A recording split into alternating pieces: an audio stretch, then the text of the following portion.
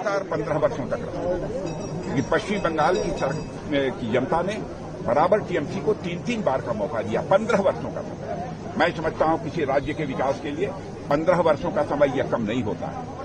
देश में बहुत सारे ऐसे राज्य हैं जिन राज्यों ने केवल 5-8 वर्षों के अंदर ही अपने राज्य का विकास तेजी के साथ किया है। पहले इस पश्चिमी बंगाल का कंट्रीब्यूशन, योगदान, जो देश की अर्थव्यवस्था में जो 10% हुआ करता था, टीएमसी के आने के बाद वो घटकर 5% तक पहुंच गया है। ऐसे हालात हो गए, लोग यहां भय और दहशत के माहौल में अपनी किसी तरीके से जिंदगी गुजार रहे हैं। इसलिए मैं पश्चिम बंगाल की जनता से अपील करना चाहता हूं, इस बार परिवर्तन होना चाहिए और यहां की माताओं बहनों को भी यह विश्वास दिलाना चाहता हूं कि आप भारतीय जनता पार्टी के हाथों को मजबूत करिए।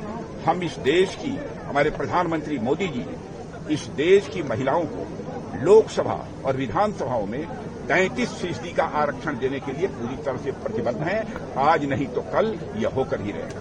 सर, कितना सीट आएंगे? देखिए, नंबर ऑफ सीट्स के बारे में मैं फोरकास्ट नहीं कर सकता हूं, लेकिन इतना मैं जरूर कहना चाहता हूं कि क्लियर मेजॉरिटी हासिल होगी भारतीय जनता पार्टी को, और इस पॉसिबिलिटी को भी रूल आउट नहीं किया जा सकता। यहां पर भारतीय जनता पार्टी को 2/3 मेजॉरिटी हासिल हो। मैं यहां की जनता से ये अपील करना चाहता हूं, इतनी कड़कड़ाती धूप के बावजूद इतनी बड़ी संख्या में लोग इस पदयात्रा में मौजूद थे।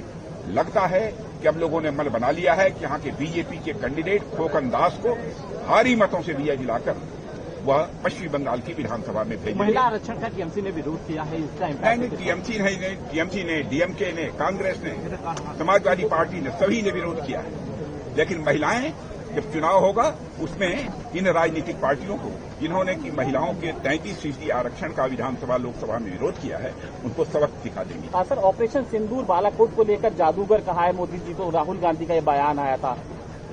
मैंने वो उस पर जो बोलना था मैंने 1 मिनट में बोल दिया था संसद में। आप चिंता मत करिए, बहुत बड़ी ऑपरेशन सिंदूर मैं समझता हूं कि अब तक की एक बहुत बड़ी सक्सेस थी और मैं इसके लिए अपने सेना के बहादुर जवानों को बधाई देता हूं।